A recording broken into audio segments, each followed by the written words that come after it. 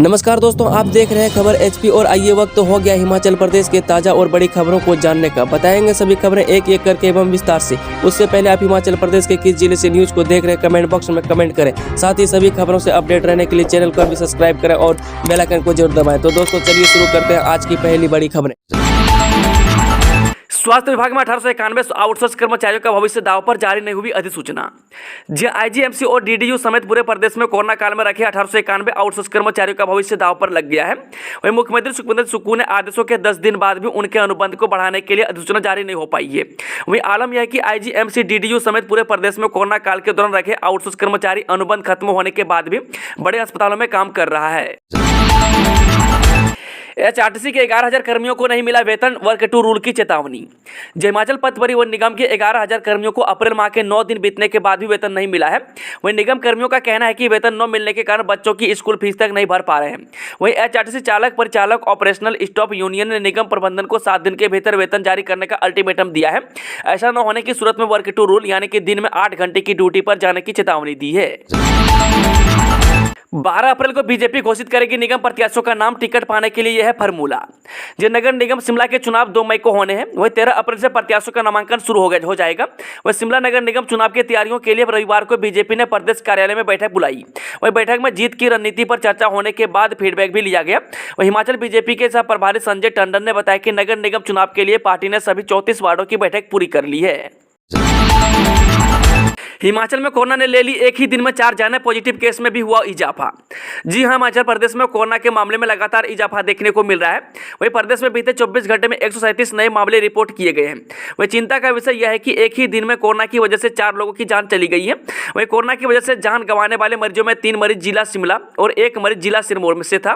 वहीं शिमला में 50 वर्षीय, 58 वर्षीय और 65 वर्षीय पुरुष की जान गई है।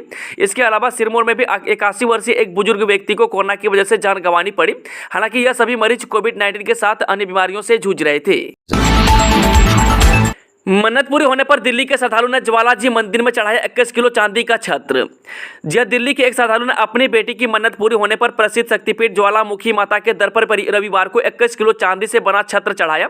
इसकी कीमत लगभग 15 लाख रुपए बताई जा रही है। नई दिल्ली के जवाहर पार्क के रहने वाले श्रद्धालु देवेंद्र भल्ला ने बताया कि उनकी बेटी की मन्नत पूरी हुई है।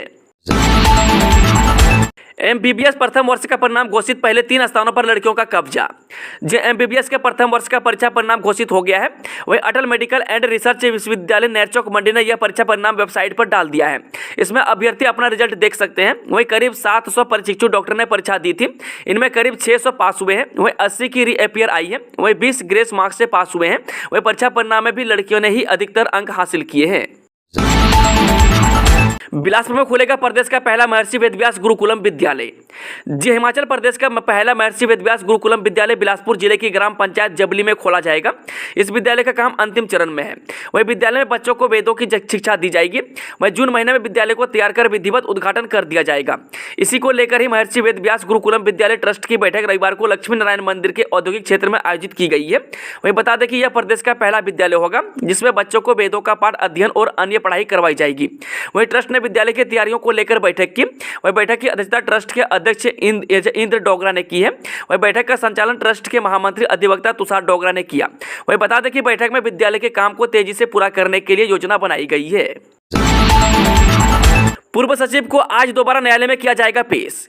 भंग हो चुके हिमाचल प्रदेश कर्मचारी चयन आयोग हमीरपुर के पूर्व सचिव एवं एचएएस अधिकारी डॉक्टर जितेंद्र कंवर को सोमवार को फिर से न्यायालय में पेश किया जाएगा। वह 6 दिन की पुलिस रिमांड पर चल रहे हैं। वहीं एसआईटी ने उन्हें पोस्ट कोड 965 जेओआईटी भर्ती परीक्षा पेपर लीक मामले में आरोपी बनाया है। वहीं बीते सप्ताह एसआईटी ने उन्हें पूछताछ के लिए हमीरपुर विजिलेंस थाना बुलाया था और देर शाम पूछताछ के बाद गिरफ्तार कर लिया था। वहीं एसआईटी 6 विभिन्न पोस्ट कोड की भर्ती मामले में जांच अलग अलग एफआईआर दर्ज कर पर कुल 16 लोगों को गिरफ्तार कर चुकी है। अब पूर्व सचिव की गिरफ्तारी के बाद अनुपूरक चार्जशीट पेश होगी। वहीं बता दें कि पहले चार्जशीट में आरोपी 9 लोगों को इसी सप्ताह न्यायालय में पेश किया जाएगा। पहले चरण में सामाजिक पेंशन लेने वाली 2,31,000 महिलाओं को ही मिलेंगे 1,500 रुपये की राशि। जी, हिमाचल प्रदेश में कांग्रेस की गारंटी नारी सम्मान योजना लागू होते ही पहले चरण में नई महिलाओं को प्रतिमाह 1500 रुपये नहीं मिलेंगे। इस चरण में सरकार पुरानी लाभार्थियों की पेंशन राशि बढ़ाएगी। वहीं 1000 और 1150 रुपये की सामाजिक पेंशन लेने वाली 2,31,000 महिलाओं को पहले चरण में यह राशि मिलेगी। वही योजना लागू होते ही 1500 रुपये से कम पेंशन वाली योजनाओं को सुकू सरकार बंद कर देगी।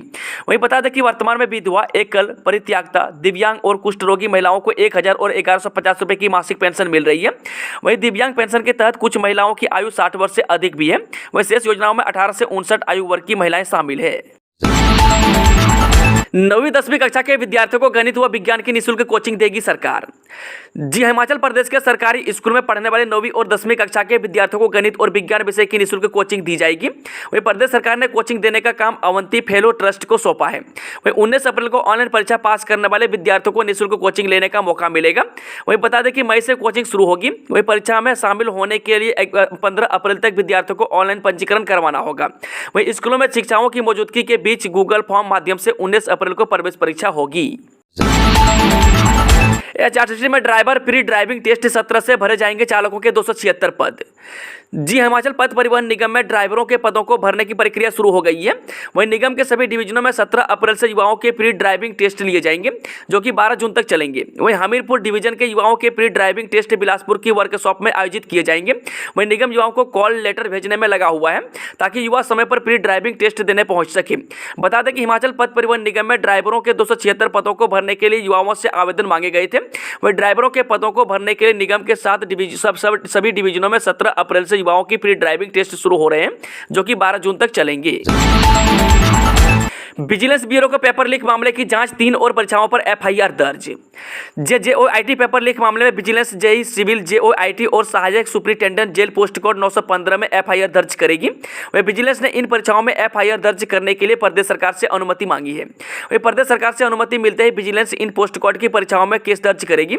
इसके पहले इस मामले में 4 पोस्ट कोड पर 5 एफआईआर दर्ज हो चुकी है। वहीं विजिलेंस की जांच में जेई सिविल की परीक्षा मामले में पेपर लीक के कई अहम साक्ष्य विजिलेंस के साथ लगे हैं। वहीं जेई सिविल के पेपर लीक मामले में 3 से अधिक लोगों के खिलाफ विजिलेंस एफआईआर दर्ज करेगी।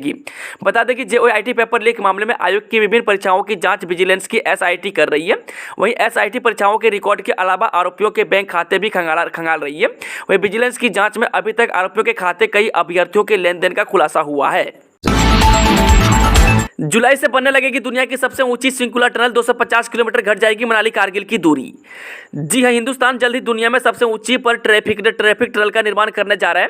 वहीं अभी तक यह रिकॉर्ड चीन के नाम है, लेकिन जुलाई महीने में समुद्र तल से 15,855 फुट की ऊंचाई पर बृहद हिमालय पर्वत श्रृंखला के नीचे सिंकुलर टनल का निर्माण शुरू होते ही यह रिकॉर्ड हिंदुस्तान के नाम हो जाएगा। वहीं सीमा सड़क संगठन महानिदेशक BSM lieutenant general Rajeev Chaudhary ने बताया कि हिमाचल में अटल टनल रोहतांग के बाद अब दुनिया की सबसे ऊंची सिंकुलर टनल बनाई जाएगी।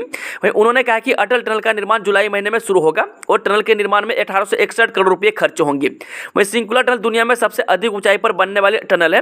उन्होंने कहा कि सिंकुलर टनल हिमाचल के लाहौल और लद्दाख के जांस्कर वैली को आपस में जोड़ेगा।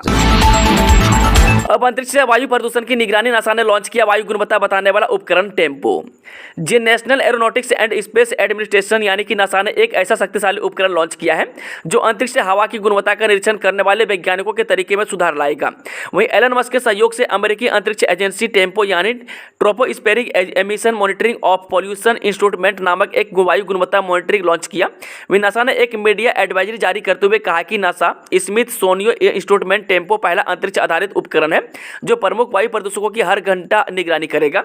वहीं नासा के टेम्पो को फ्लोरिडा में camp Canaveral space force station से स्पेस एक्स फाल्कन 9 रॉकेट के ऊपर लॉन्च किया गया।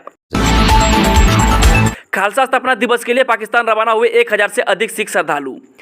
खालसा स्थापना दिवस के अवसर पर गुरुद्वारा श्री पंजा साहिब में होने वाले कार्यक्रम में भाग लेने के लिए रविवार को शिरोमणि गुरुद्वारा प्रबंधक कमेटी के सदस्य अमरजीत सिंह भलाईपुर के नेतृत्व में 1052 सिख तीर्थयात्रियों का जत्था पाकिस्तान के लिए रवाना किया गया। इस अवसर पर शिरोमणि समिति के सचिव प्रताप सिंह ने कहा कि यहां बताया कि जत्था पाकिस्तान स्थित गुरुद्वारा श्री पंजा साहिब में खालसा स्थापना दिवस बैसाखी के मुख्य कार्यक्रम में शामिल होने के लिए पाकिस्तान रवाना हुआ है। पीएम मोदी ने जारी किया बाघों का नया आंकड़ा, जाने देश में कितनी हो गई है बाघों की संख्या। जी प्रधानमंत्री नरेंद्र मोदी ने रविवार को बाघों का नया आंकड़ा जारी कर दिया है। नए आंकड़ों के मुताबिक देश में बाघों की संख्या बढ़कर 3167 हो गई है। इससे पहले देश में बाघों की संख्या 2967 थी। वहीं नए आंकड़े के मुताबिक देश में एक साल में बाघों की संख्या 200 की बढ़ोतरी हुई है। बता दें कि देश में 5 दशक पहले 1 अप्रैल 1973 को बाघों की बचाने की सबसे बड़ी मुहिम शुरू की गई थी। इस मुहिम का नाम रखा गया है प्रोजेक्ट टाइगर। तब से देश में बाघों की आबादी लगातार बढ़ रही है और आज पूरी दुनिया में बाघों की संख्या का 70% भारत में निवास कर रही है। हर साल यह आबादी 6% की दर से बढ़ रही है। हनीप्रीत से मांगी 50 लाख की फिरौती, जान से मारने की दी धमकी, पुलिस ने धरा आरोपी। जी हरियाणा से सिरसा स्थित डेरा सच्चा सौदा प्रमुख गुरमीत राम रहीम की सिंह की मुंह बोली बेटी हनीप्रीत इंसा से बीती 5 अप्रैल को व्हाट्सएप के जरिए लॉरेंस बिश्नोई का गुर्गा बताकर 50 लाख रुपए की फिरौती मांगने अन्यथा जान से मारने की धमकी देने के आरोपी को सिरसा पुलिस ने दबोचने में कामयाबी हासिल की है। वहीं आरोपी को 2 दिन के रिमांड पर लिया गया है ताकि उससे विस्तृत जानकारी हासिल की जा सके। वहीं अतिरिक्त पुलिस अधीक्षक दीप्ति गर्ग ने सदर थाना सिरसा में आयोजित पत्रकार वार्ता में बताया कि आरोपी की पहचान प्रदीप कुमार पुत्र बलवंत राय निवासी बराड़ो वाली गली वार्ड नंबर 21 मंडी डबवाली जिला सिरसा के रूप में हुई है। उन्होंने बताया कि पकड़े गए आरोपी के खिलाफ पहले भी अभियोग अंकित है और उसका आपराधिक रिकॉर्ड भी खंगाला जा रहा है। फोरलेन पर बस ने ट्रक को मारी टक्कर, 2 घायल, बाल बाल बचे 45 यात्री। जे निर्माणाधीन किरतपुर नैचौक फोरलेन पर अभी से भी हादसे होना शुरू हो गए हैं। वहीं रविवार तड़के गरामोड़ा के पास एक निजी बस ने ट्रक में टक्कर मार दी। हादसे में 2 सवार घायल हो गए। इनसे एक युवक को गंभीर चोटें आई है, जबकि बस में सवार अन्य 45 यात्री बाल बाल बच गए। हादसे में बस का अगला हिस्सा पूरी तरह क्षतिग्रस्त हो गया। वहीं स्वारघाट थाना पुलिस ने जांच की शुरू कर दी है। सीएम बोले हिमाचल को देश के सबसे प्रगतिशील और समृद्ध राज्यों में शुमार करने का लक्ष्य। दिल्ली में आयोजित स्वर्ण जयंती एवं हिमाचली मिलन कार्यक्रम में मुख्यमंत्री सुखविंदर सुक्खू बतौर मुख्य अतिथि शामिल हुए। इस अवसर पर मुख्यमंत्री ने कहा कि राष्ट्रीय राजधानी में प्रदेश की पहचान और संस्कृति को संरक्षित करने में हिमाचलियों का अहम योगदान है और इसके लिए वे बधाई के पात्र हैं। उन्होंने कहा कि राज्य सरकार प्रदेश के तीव्र विकास के लिए कृत संकल्प है और आगामी 4 वर्षों में प्रदेश की अर्थव्यवस्था को पटरी पर लाने की दिशा में गंभीरता से प्रयास किए जा रहे हैं। उन्होंने राज्य के बाहर रहने वाले हिमाचलियों को प्रदेश का दौरा करने के लिए आमंत्रित करते हुए कहा कि आगामी वर्षों में उन्हें सरकार की दूरदर्शी नीतियों और कार्यक्रमों के कारण प्रदेश से सकारात्मक और रचनात्मक बदलाव देखने को मिलेंगे। उन्होंने कहा कि प्रदेश सरकार ने आगामी 10 वर्षों में हिमाचल को देश के सबसे प्रगतिशील और समृद्ध राज्यों में शुमार करने का लक्ष्य रखा है। मंडी में चरस संघ हरियाणा का कार चालक गिरफ्तार। जय शहर मंडी में हिमालय दर्शन फोटो गैलरी समीप बीबी नंबर 1 कार के चालक को 406 ग्राम चरस के साथ रंगे हाथों पकड़ने में सफलता प्राप्त की है।